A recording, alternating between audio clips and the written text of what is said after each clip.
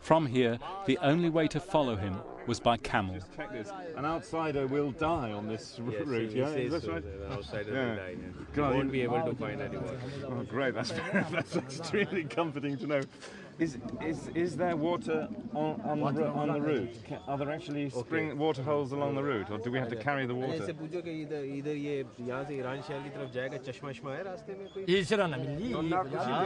says that there's very few water springs. Oh, that's great. If I go, I can't find those. We better take somebody with us who can. Then.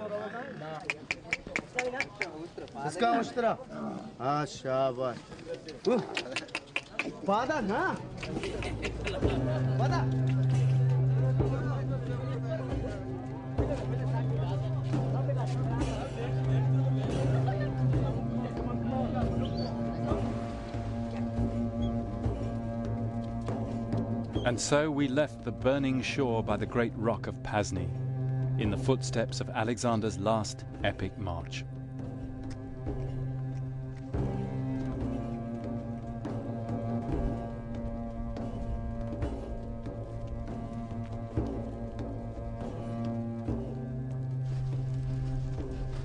The journey for Alexander's army soon became a nightmare.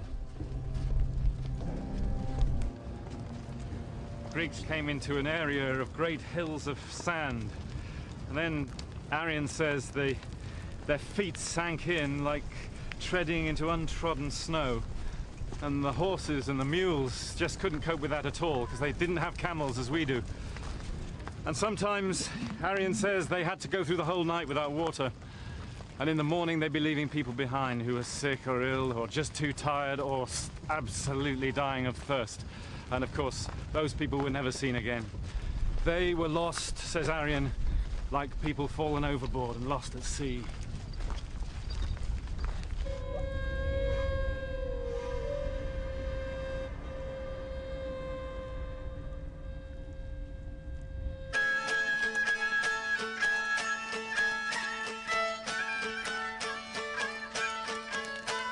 Now, for the first time in his life, he was staring at defeat.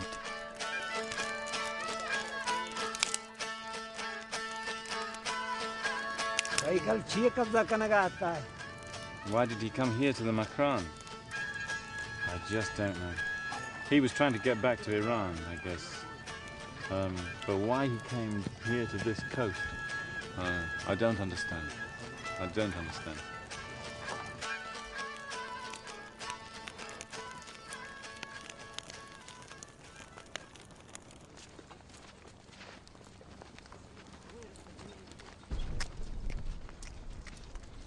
Alexander became greatly distressed because they were travelling through such awful terrain, says the geographer Strabo. According to one source, only a quarter of the army survived. The truth will never be known, but even though he was in such desperate straits, Alexander still showed flashes of his old self. Alexander was leading the army on foot, as he often did, to encourage the troops, and everybody was absolutely desperate for thirst. And some soldiers found a tiny bit of water in a dried-up stream bed and brought it to him just in a helmet. And in front of the whole army, he poured it away into the sand. If they couldn't drink, then he wouldn't. The Greeks always cited this story as being proof of his noble character.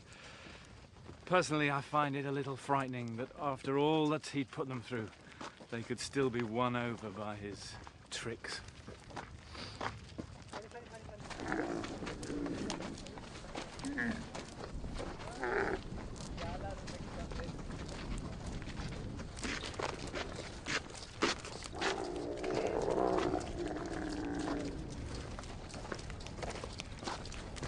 But the truth is, they still loved him and still needed his leadership to pull them through.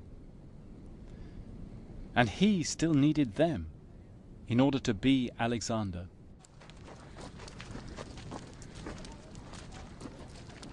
Out here you really do wonder why on earth he brought his army through this appalling wilderness.